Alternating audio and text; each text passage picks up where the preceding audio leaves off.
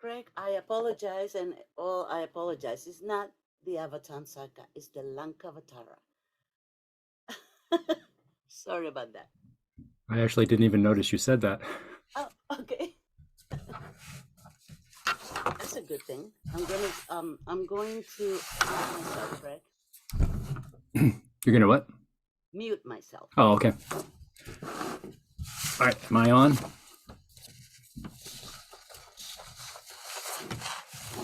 Yes, you're on. All right. Greetings, everyone. I'm Craig from the Connecticut Sangha. Last fall, when Elena was setting out the national schedule, she had an opening for speakers and asked if I would like to offer a talk. And I immediately said, yes, I'd love to. I mean, when it's in the distance, like, sure, what could go wrong with that? Why would I not want to do that? And so I started off, and soon what we wanted it to be on a Mahayana Sutra, Lankavatara being an obvious candidate. So I'd never read this, which is in retrospect a little bit surprising. But I started reading it. I got Red Pine's version, and it was, I mean, the introduction was great, but then it started just getting really, really dense, and I got really, really bogged down. But I had lots of time, so that wasn't a problem. And then about 2 weeks ago, I realized I didn't have lots of time anymore. So anyway, I did have some other resources, and am really grateful for the opportunity. So what I would like to do before I start is open with a gatha. If I have my bell, excuse me.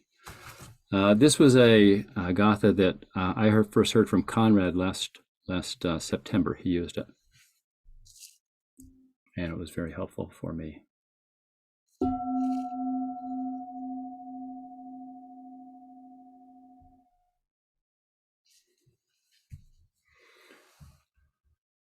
Dear Buddha, dear Te, dear ancestors, dear Dharma, and dear Sangha, please allow me to be a conduit for your continuation. May every breath I take be your breath. May every thought I have be your thoughts. May every word I speak be your words. And may every action I take be your actions. Please allow me to be skillful, and if I'm not skillful, please allow me to be aware of it so that I may be more skillful in the future. Thank you, dear Buddha. Thank you, dear Sangha. Thank you, Te, dear ancestors. Thank you, dear Sangha.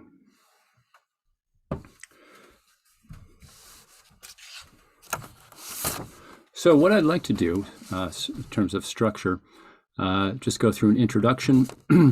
And then, since the Lankavatara Sutra is a Mahayana Sutra, and specifically, or is kind of a foundational sutra for Zen, I'd like to kind of go through and establish a base. I mean, it was helpful for me of what that actually means. So what is Mahayana Buddhism? What is Zen Buddhism? And then actually talk about the Lankavatara Sutra. So that's what I'm planning on doing. Continuing the introduction, though, I just wanted to say what sources I use. I already mentioned Red Pine's translation of the sutra, which I thought was really, really good. His footnotes were good. His introduction was excellent. I also read parts of D.T. Suzuki's translation of the sutra, also a wonderful introduction. And then even better than that, he had a book, The Studies in the Lankavatara Sutra, which I read a lot of. That was great. Additionally, there's a lot of information out there, and this is just you can say bad things, or that there are bad aspects of living now, but one of them is not access to the Dharma. There is just access to almost anything is available quite easily. Another ones I used was some primers put out by the Minnesota Zen Center, Minnesota Zen Meditation Center. They have an author there who I think is the source of their primers, but he had one on the Lankavatara Sutra and a bunch of others that are really great at just kind of getting a high level view of things. And then the last thing I want to thank is Wikipedia, which I think is one of the wonders of the world. So caveats about my limited understanding. This is very much the shallow end of the pool that I've waded into. So, and I don't profess anything more than that. Hopefully, I don't say anything that's horribly wrong or create any misunderstandings. And as I said, so many Dharma gates out there. It's just wonderful, and yet all of them you only need one. Looking at this, and there were some. I'm by no means an academic, far from it. But a lot of the stuff that I was reading was by academics, and it is kind of a rich irony that reading this and all of the carefully constructed arguments and words and thoughts that go into it when you're trying to understand Zen, whose one of central things is like throw away the sutras, burn the sutras, get past the words and everything else, and it is the direct experience of reality. And yet I'm looking at all of these books, and it's just it is kind of ironic. I did encounter something that actually directly addressed that. This again was the author from Minnesota. The metaphor using the difference between a cup of tea and tasting the tea. And he was, in doing this, he was actually paraphrasing something that Red Pine said in his book. It's not sufficient to have a cup of tea in your hand. You must taste the tea. It's useful to think of the elements that make up the cup itself as the myriad concepts of Mahayana Buddhism, many of which are mentioned above. If the elements that make up the cup do not congeal smoothly into the form of a usable cup, the jumble of elements will not hold tea. Of course, most practitioners find that understanding this myriad of concepts in depth without the guidance of a master is extremely difficult. For the less accomplished, their cup might never hold tea, at least in the present lifetime. So, useful way of thinking about the teachings, or all of the words that go along with the teachings. So as I said, I started looking at this last fall, and I had like an immediate lightning bolt that went off about this, and just made me really excited about looking at it. This was my first real look at the Lankavatara, and I didn't know how much would resonate with it, but a lot has. But this first lightning bolt that hit me was related to change my understanding of emptiness. So a long time ago, the first thing that really started me seriously looking at Buddhism was I heard, or I read the Diamond Sutra, or heard parts of the Diamond Sutra, I guess kind of like Huineng, where I heard the statement, abiding nowhere the awakened mind arises, which teaches us how that we shouldn't get caught by ideas, by these projections, these worlds that we spin up. Similarly, the Heart Sutra talks about emptiness, and their slant on it is that all of the things around us are absent any essential essence. So, so both are valid things to think of in terms of emptiness, but in both cases, they're still viewing these things as something that exist or don't exist, things to be clung to, things that are not empty. The Lankavatara is different in that it teaches the non-projection of dharmas, that there would be no dharmas to be empty or to be detached from if we did not project them as existing or not existing in the first place. So poof, like that, they're gone. And you don't have to not abide in them or not attach to them because they're not actually there. From the sutra, the Buddha tells Mahamati, because the various projections of people's minds appear before them as objects, they become attached to the existence of these projections. So how do they get free of such attachments? The Buddha continues, by becoming aware that projections are nothing but mind.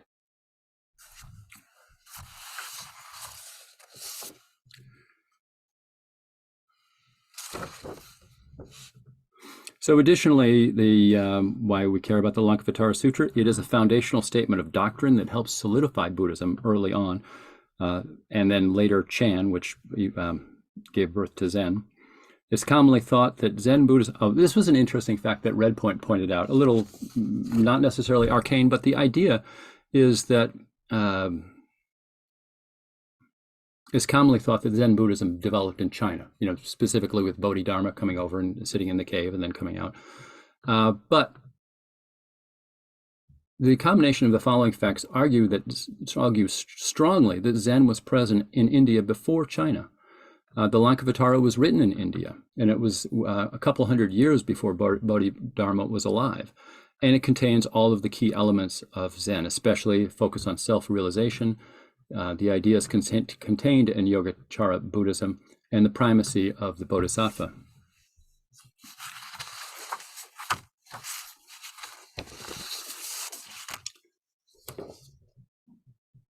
So anyway, so that was an interesting point that this stuff was already there, and it just, Bodhidharma had better PR than anybody else. Speaking of which, the Bodhidharma, the legendary first patriarch of Chan in China, he was considered to be a master of the sutra to such an extent that early Chan was referred to as the Lankavatara, or the Lanka school. And according to the legend, he gave the sutra to his most advanced student and successor, Hu Koi, saying that everything he needed to know about the Dharma was in the sutra. So that's why we care about the Lankavatara Sutra. I wanted to then go on and distinguish Buddhism from what came before it.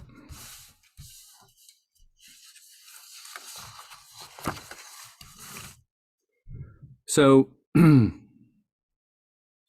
sorry. In early Buddhism, so pre-Mahayana, while Mahayana was still kind of in its incipient stages, we have, the basics of Buddhism: the Four Noble Truths, Eightfold Path, 5 aggregates, the idea of anatta or non-self, dependent origination, rebirth, karma, meditation, precepts, and then the idea that the laity supports the monastics and in hopes of accumulating merit and resulting in a higher rebirth for them. And the ultimate goal is full enlightenment, becoming an arhat, and it's typically only sought by monastics. Mahayana differs from this, and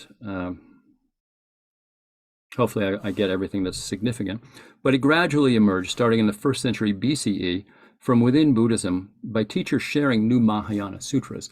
So it was not necessarily suddenly you've got a new branch of Buddhism out there. This was there all along and just starts to be used or discussed more and more people are writing about it. So it differed from what came before by heavily focusing on the Bodhisattva ideal. Bodhisattva, in Mahayana Buddhism, a bodhisattva refers to anyone who's generated bodhicitta, a spontaneous wish and compassionate mind, to attain Buddhahood for the benefit of all sentient people. Unlike earlier Buddhism, this path is available to all people. So it's available to all people. Mahayana also introduced, in addition to the bodhisattva ideal, a range of other things: fantastic cosmologies and histories, such as you see in the Lotus Sutra, the ideas of Pure Lands. New Buddhas were introduced. For instance, Amitabha, the primary Buddha of Pure Land Buddhism; Vairochana, the truth body of Gautama Buddha. New bodhisattvas came about, or were started to be talked about or used. Maitreya, the future Buddha; Manjusri, the Buddha of prajna or wisdom; and I always have trouble saying this one, Shitsagarbha, the Bodhisattva, hell of beings and guardian of children; and of course Avalokiteshvara, also called Kuan Yin, the Bodhisattva of compassion. In addition to that, there were new religious practices, new ideas of the Buddha, and many new philosophical perspectives on things. Some of the sutras that were appearing started being produced, the Mahayana writings, 1st century BCE, continuing the beginning up until the 1st century CE, and then continued to be produced for the next 1,000 years or so, up until the 1200 current era. Most were in India, but some came from Central and East Asia. They were, there were a variety of types, but most were not accepted as were the Buddha or Buddha Vacarana by many Buddhists at the time, and currently certainly not by the Theravadan school today.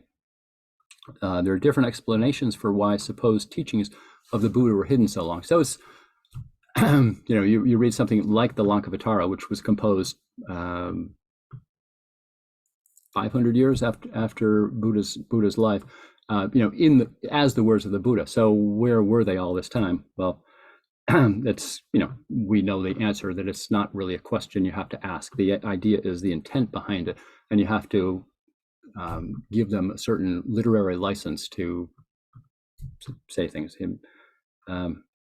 But some of the explanations given, if one were to need to give explanations, were that they're hidden away until the time was right for dissemination, or they've been revealed during meditation or through visions of a select few.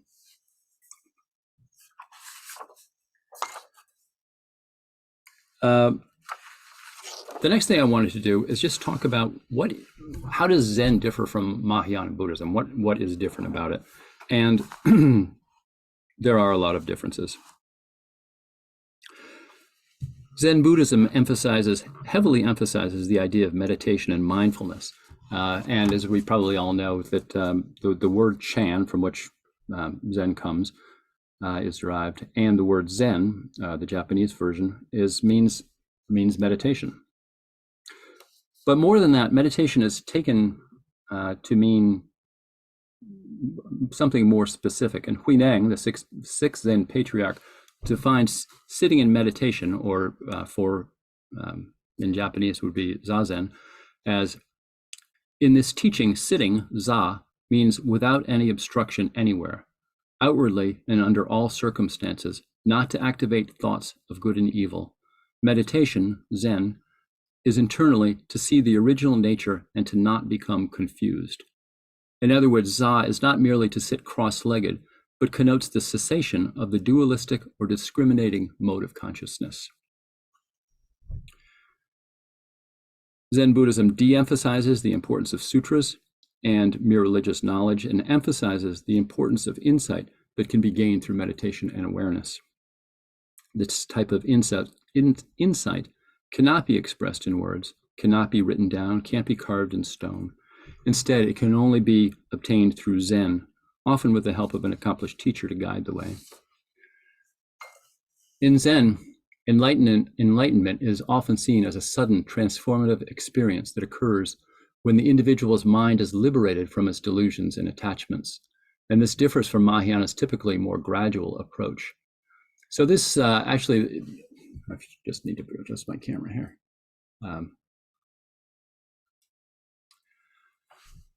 Going back to Huineng in the battle when who was going to be the sixth patriarch was being decided, there was a contest for who was the most wise, and one person submitted his poem about the dust not accumulating on the mirror, and Huineng kind of smoked him with his thing. There's actually no mirror at all there, but this actually was representative of the battle that was going on between the northern school, this gradual school that the Lanka represented, or that was not present in Buddhism. So it was a gradual means, versus Huineng's southern school, where in the snap of an instant you can attain enlightenment.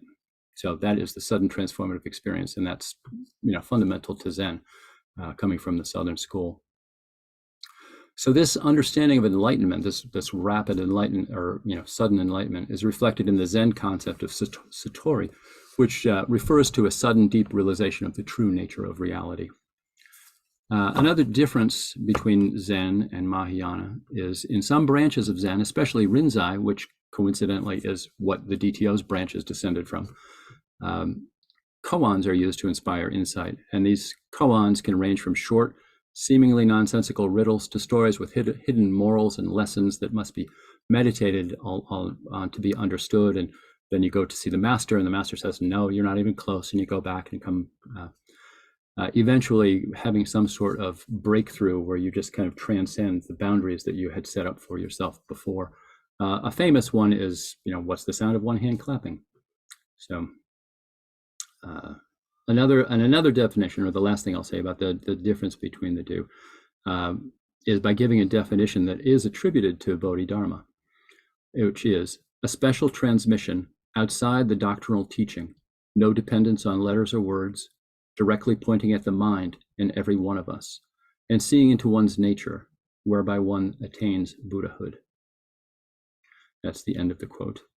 My observation with it was that this direct pointing reveals the opportunity for seeing things in their suchness through Zen activities, which may include things like martial arts, calligraphy, tea ceremonies, ikebana flower arranging, and poetry. So, just referring back to my outline here.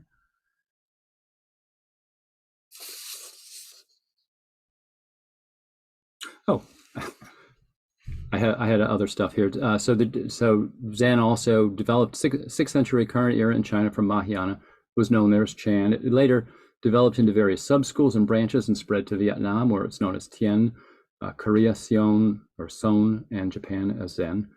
Drawing from a variety of sources, the Sarvastivada meditation practice, Yogacara, Tathagata Sutras, Lankavatara Sutra, and High-End school.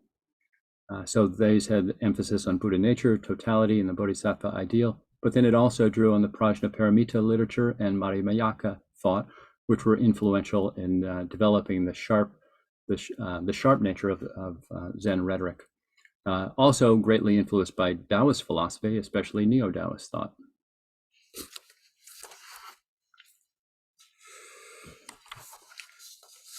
So next, actually going through the Lankavatara itself and picking out what the key teachings are, and they're presented in kind of a difficult manner to grasp. I mean, they're just, especially at the beginning, where there's these random questions about, deep, meaningful questions versus like, what's your favorite breakfast cereal? Very, very odd presentation. But I wanted to just go through what I gathered from that and people's commentaries on it. So the key teachings, perhaps in order of importance, with the exception of the last one. So from Nagarjuna's Mahayana school. So Nagarjuna in, I forget when it is, 400, 500, key pivotal figure in the development of Mahayana Buddhism, where he turned the idea of emptiness around on itself, where the absolute truth was that there's no absolute truth. Anyway, so the theory of emptiness coming out of that school is key to Mahayana or to Zen, that all things, including emptiness, are empty of intrinsic value and intrinsic nature.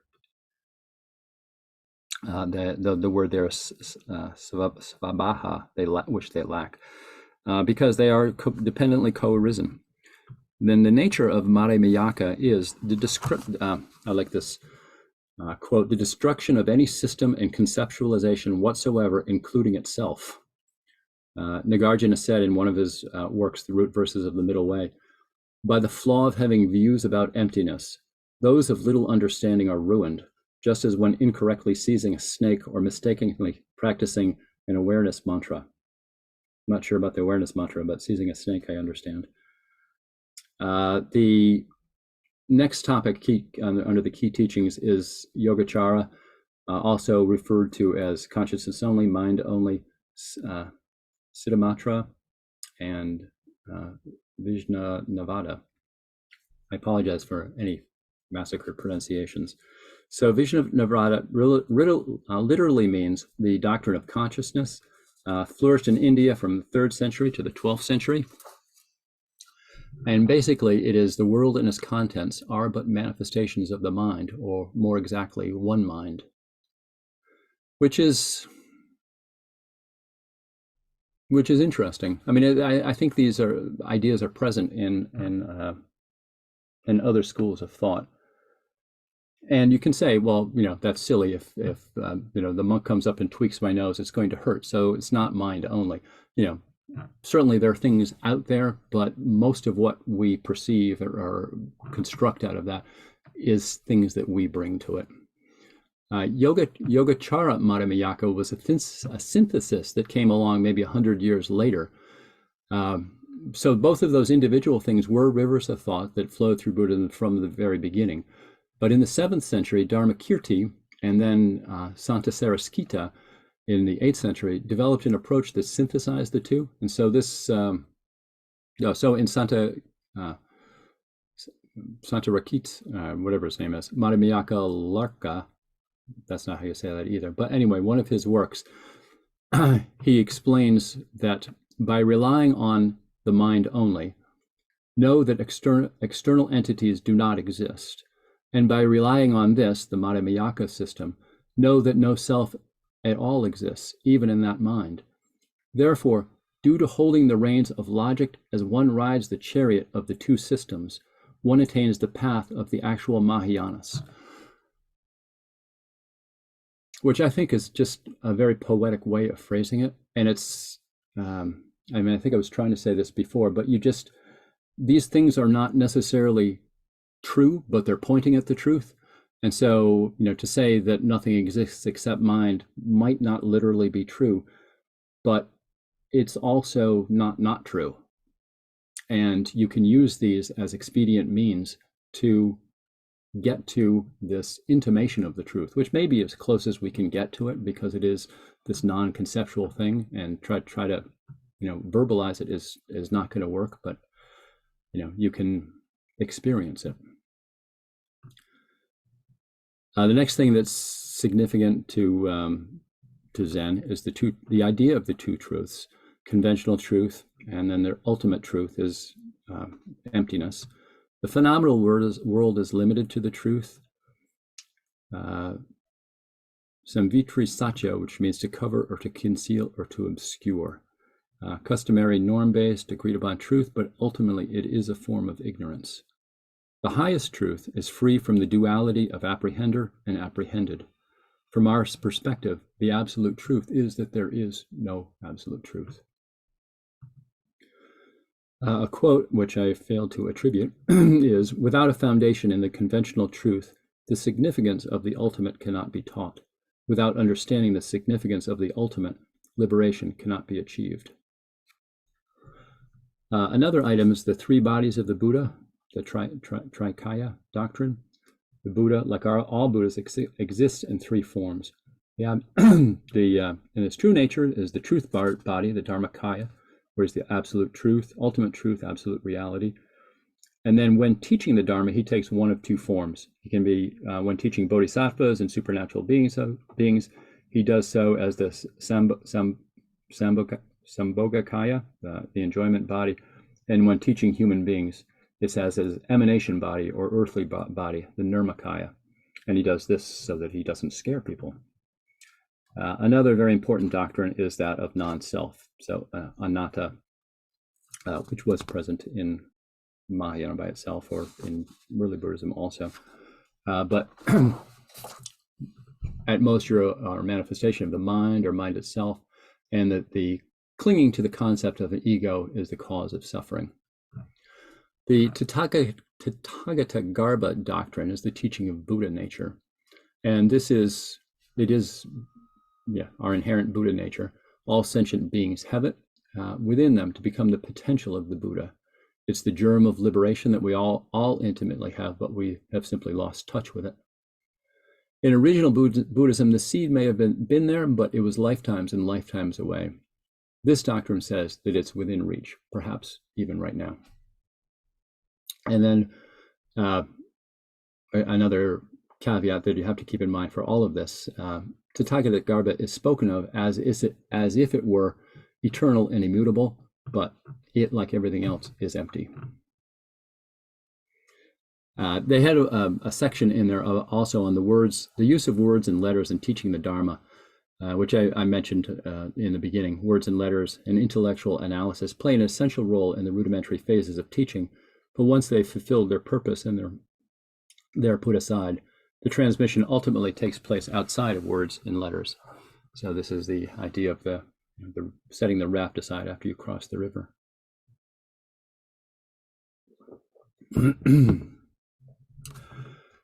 The no-birth view of existence.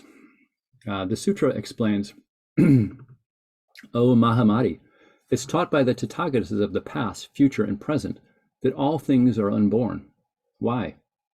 All things are unborn because they're the manifestations of our own mind and have no reality of their own. That's the end of the quote. Birth and death are part of the relative discriminative world, but they do not exist in the absolute world, a realm beyond the senses that is supreme wisdom. The nature of the Tathagata is an interesting point. So the sutra stresses that the nature of the Buddha as the Tathagata, the Tathagata, which translates as the one the one who has the nature of thusness in his comings or goings, or the one thus come, has attained enlightenment, bodhi, and has awakened to the true nature of reality. But more importantly, he has the will and the compassion to liberate all beings by leading them to the direct experience of reality. So this separates the Tathagata from arhats and other practitioners who focus just on liberation for themselves. They also had kind of a humorous aside, the Lanka's influence on diet in China. So it basically encouraged people to not eat meat. The reasons being, a close relative could have been reborn in animal form. It's not compassionate to eat another sentient being. Meat causes terror among animals. Animal flesh is considered full of pollutants, and you should avoid that both for yourself and your descendants. So the proper food for a bodhisattva is rice, barley, wheat, all kinds of beans, clarified butter, oil, honey, molasses. And then it said in sugar prepared in proscribed ways. I think I might have a typo there. Prescribed ways, perhaps. And the Buddha in his Dharmakaya body is said to be fed by the food of truth. The last one, which I think might be the most important point of the Lankavatara, is in chapter 61. There's a quote that says, "When I speak of the one path, I mean the one path to realization. And what does that one path to realization mean? Projections, such as projections of what grasps or what is grasped, do not arise in suchness." That was the end of the quote. The personal realization of Buddha knowledge is attained by understanding that projections are non-existent, and that is the one path. It's beyond the reach of almost everyone, but not Tathagatas, and as such, the three paths are taught. So normally, these are the lesser two paths of Hinayana, namely those of the Shravakas and Pratyeka Buddhas, and the greater path of the Mahayanas of the Mahayana of Bodhisattvas. In the Lanka, the Buddha says that there's one path for gods and Brahma, one for the healers or disciples or the Shravakas, and another for the solitary Buddhas, the Pratyeka Buddhas, and then one for Tathagatas. So I don't know how long I've talked, but I haven't actually talked about the Lankavatara yet. So I'll do that now. The Lankavatara, the very short version of it, is the most important doctrine issuing from this sutra is that of the primacy of consciousness and the teaching of consciousness as the only reality. The Minnesota Zen Center has a quote, which I think summarizes it well. The Lankavatara Sutra, which is Sutra on the Descent to Lanka, is an unsystematic and partial overview of the one-path teaching of Mahayana Buddhism. Its purpose is to lead advanced bodhisattvas to final self-realization, that is, to be a Tathagata. The name of the sutra, the Lankavatara, according to Red Pine, it's a combination of the words Lanka and Avatara. Avatara meaning to alight or descend as a deity might appear. Also, it's the same source of the root word of avatar too. Some say that Lanka means unreachable. Red Pine feels it's more likely that it actually does. Oh, I think I left a part out here. There's a possibility that was a mystical island also, but this is almost 2,000 years ago, so who knows? Red Pine feels it's more likely to actually refer to the island of Sri Lanka. The Buddha is said to have gone to this far away land 3 times, but these accounts weren't compiled until a century more after the Buddha's death. And for him, I'm assuming he's up in Bodh Gaya, and I actually measured it on Google Maps, and a line of sight from there to Sri Lanka is 1,100 miles, and that's a long way to walk. Anyway, the translation of the name then would be appearance on Lanka. Origin of the sutra are pretty uncertain. There have been a lot of translations, or a number of translations, and a lot of differences among them, additions made along the way. It was most likely composed in India in Sanskrit in the late 4th century current era. The historical record first notes it in China in the early 5th century CE. It contains a comprehensive review of Chan teachings and was widely used for several hundred years. A possible reason that it fell out of favor was that it was geared for the very advanced monastics, and it needed to be studied under the guidance of a master. As the number of students grew, more straightforward texts were needed, and to meet this need, the Diamond Sutra replaced it in the middle of the 7th century as the primary Chan text. Oh, and then I have a blurb here that I think I did mention before, between Huineng, who was a Diamond Sutra supporter, and Shen Shu, who was the porter of the continued use of the Lanka. So he was the northern school, and Huineng was the southern school. So the basic story that the teachings unfold in the sutra is the Buddha was instructing a serpent king near Lanka, and when finished, he was asked to give a similar teaching to the king of Lanka. He agreed, and he went to Lanka.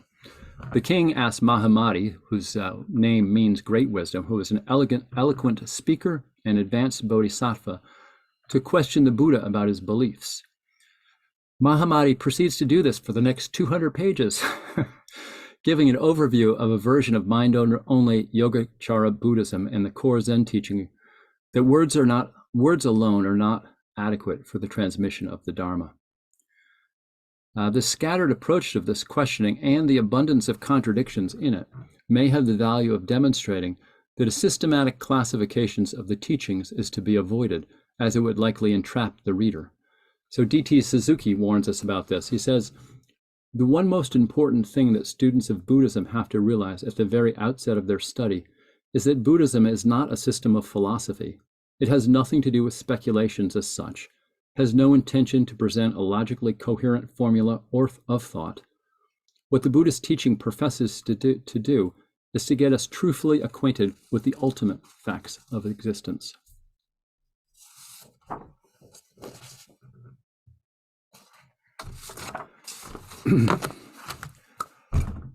That's the end. I did want to I wanted to do a brief guided meditation. This, and the subject that I thought would be good for it is to use the ox herding pictures. So you're probably familiar with these, but in the poem, and it's also accompanied by pictures, which I don't have available right now, but the ox herder is traditionally interpreted as embarking on a quest to look for their true nature by finding, taming, and transforming their heart and mind, represented by the bull. The poem implies a sequential nature to this effort, but it's actually a spiral, just as many things are, such as the Eightfold Path, where we go back to different stages with increased understanding. My goal with this meditation is to allow us an opportunity to go beyond the words and to actually taste the meaning, similar to going beyond the teacup and actually experiencing the tea. So I will read each one, pause briefly, ring the bell, and go on to the next.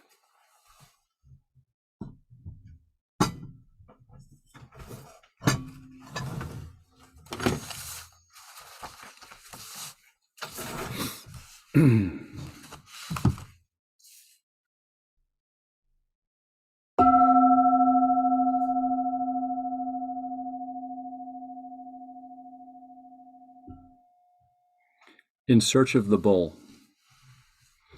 In the pasture of the world, I endlessly push aside the tall grasses in search of the ox.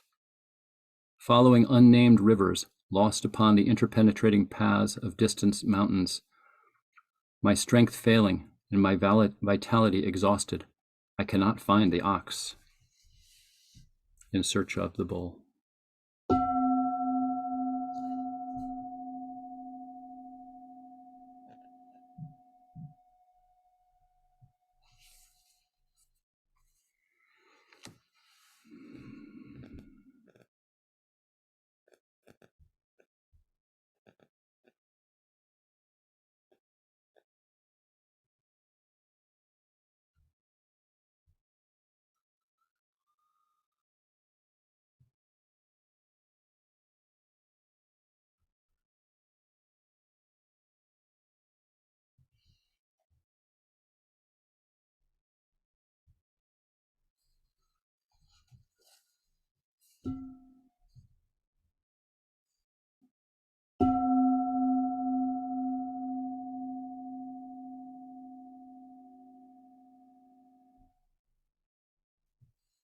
Discovery of the footprints. Along the riverbank, under the trees, I discover footprints. Even under the fragrant grass, I see his prints. Deep, excuse me.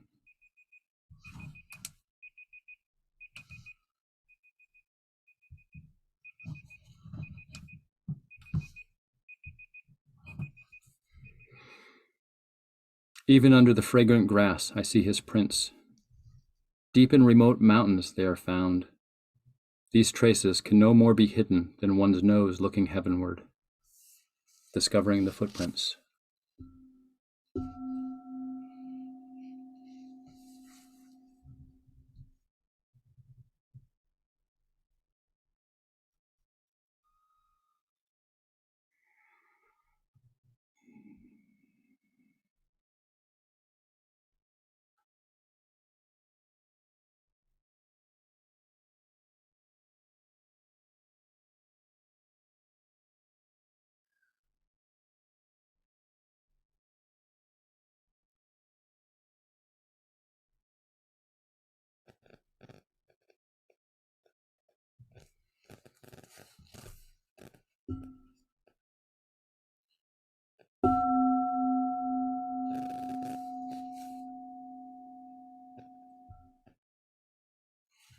Perceiving the bull. I hear the song of the nightingale. The sun is warm and the wind is mild. Willows are green along the shore. Here no ox can hide. What artist can draw that massive head, those majestic horns? Perceiving the bull.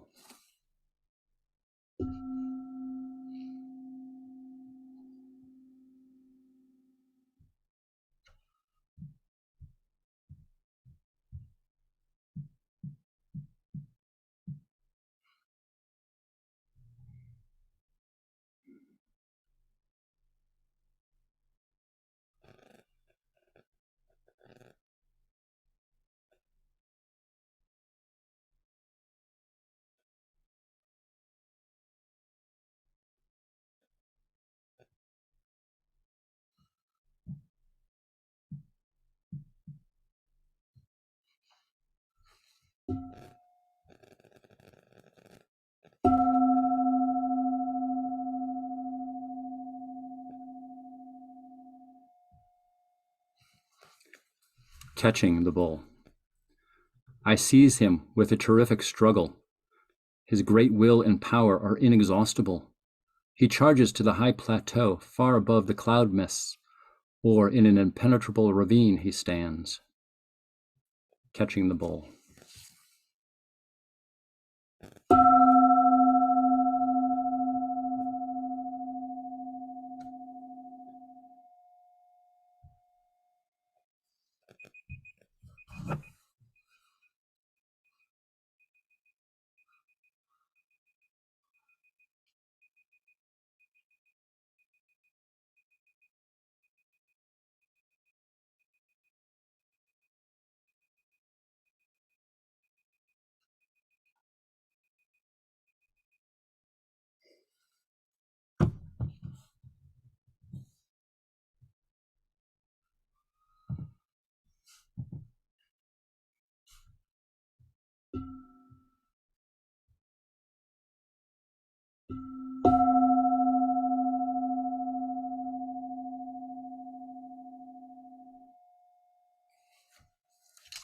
Taming the bull.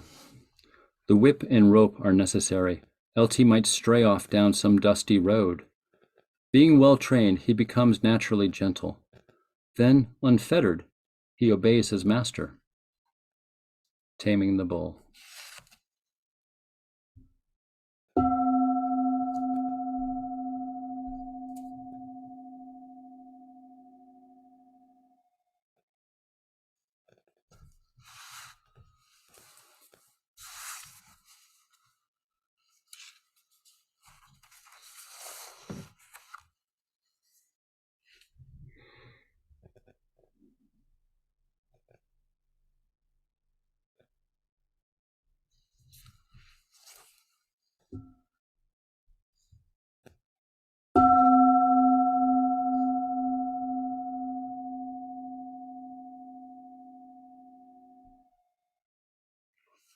riding the bull home. Mounting the ox, slowly I return homeward. The voice of my flute intones through the evening. Measuring with hand beats the pulsating harmony, I direct the endless rhythm. Whoever hears this melody will join me. Riding the bull home.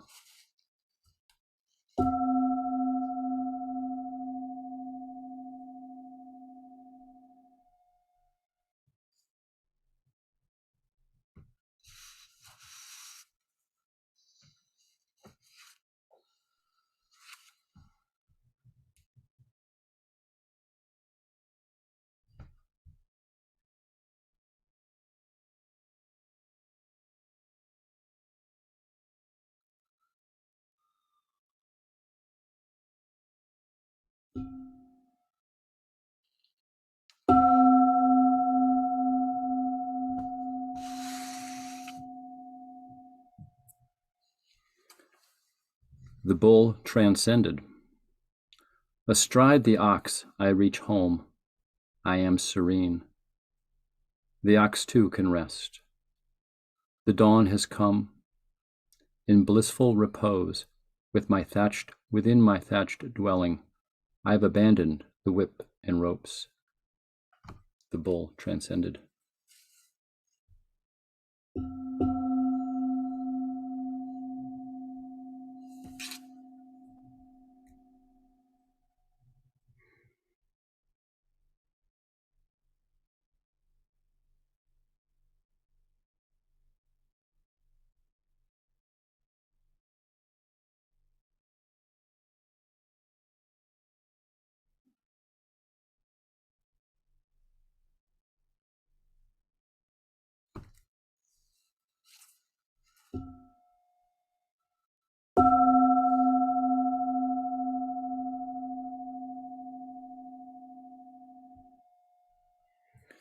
Both bull and self transcended. Whip, rope, person, and ox all merge in no thing.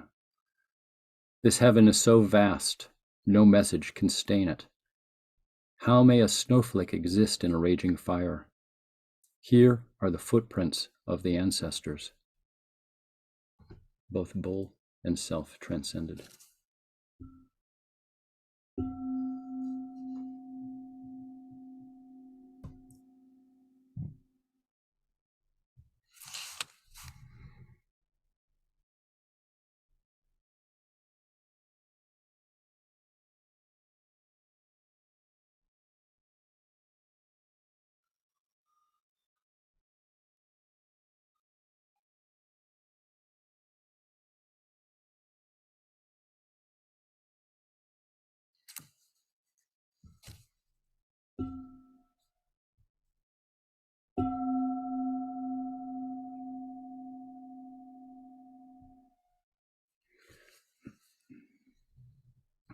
Reaching the source. Too many steps have been taken, returning to the root and the source. Better to have been blind and deaf from the beginning. Dwelling in one's true abode, unconcerned with and without, the river flows tranquilly on, and the flowers are red.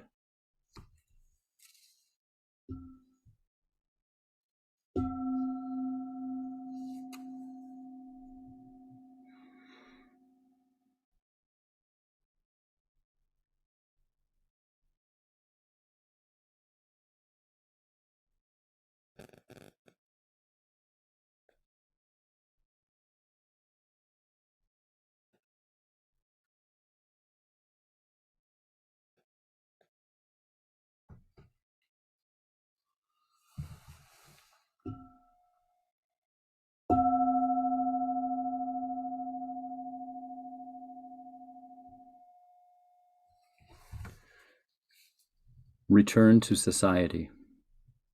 Barefooted and naked of breast, I mingle with the people of the world.